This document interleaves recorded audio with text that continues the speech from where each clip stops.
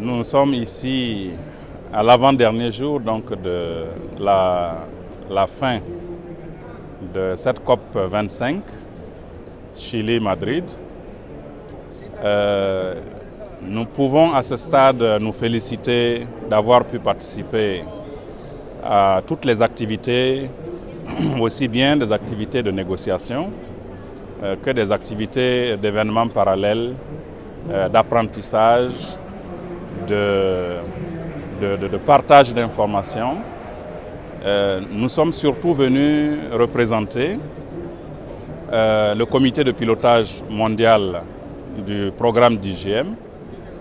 Pour cette conférence, ici à Madrid, nous repartons avec un sentiment de travail bien accompli, d'autant plus que cette conférence jette les bases d'une opérationnalisation de l'accord de Paris, particulièrement l'article 6 qui a fait l'objet donc de cette COP, qui définit les modalités et les conditions concrètes pour une mise en vigueur effective de cet accord de Paris. Nous avons aussi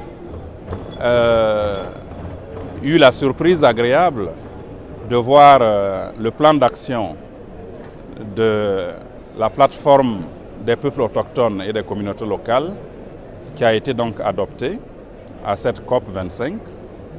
On se rappelle que cette plateforme est initiée sous l'accord de Paris. Je pense au paragraphe 135 de l'accord. Et il y a 2 ans, nous étions à Bonn. Nous avons tenté à Bonn de mettre en route cette plateforme des peuples autochtones et des communautés locales. Nous avons imaginé, j'allais dire, les organes de gestion, les organes de gouvernance qui ont finalement été adoptés l'année dernière en Pologne, à la COP 24.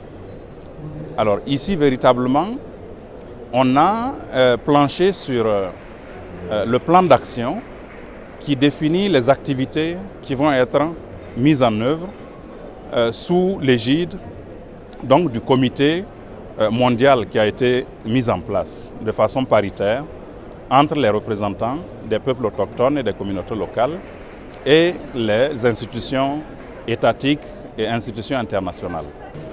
Alors, nous avons aussi suivi avec beaucoup d'intérêt, j'allais dire, la détermination et l'action des représentants des peuples autochtones et des communautés locales qui n'ont ménagé aucun effort, jour et nuit, qui ont planché sur les textes, qui ont aidé à concevoir donc ce plan d'action.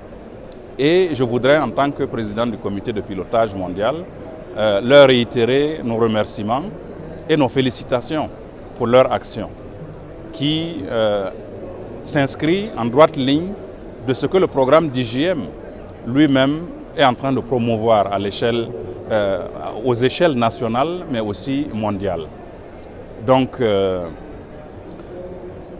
ne pars pas d'ici sans adresser toutes nos reconnaissances à Conservation Internationale, à toute l'équipe du projet mondial du DGM qui ont véritablement travaillé aux côtés des autres représentants des peuples autochtones à animer par exemple le pavillon des peuples autochtones et des communautés locales.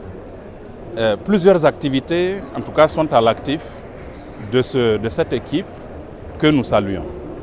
En tout cas, félicitations et bonne continuation à nous pour la suite donc, de la mise en œuvre du plan d'action donc de la plateforme.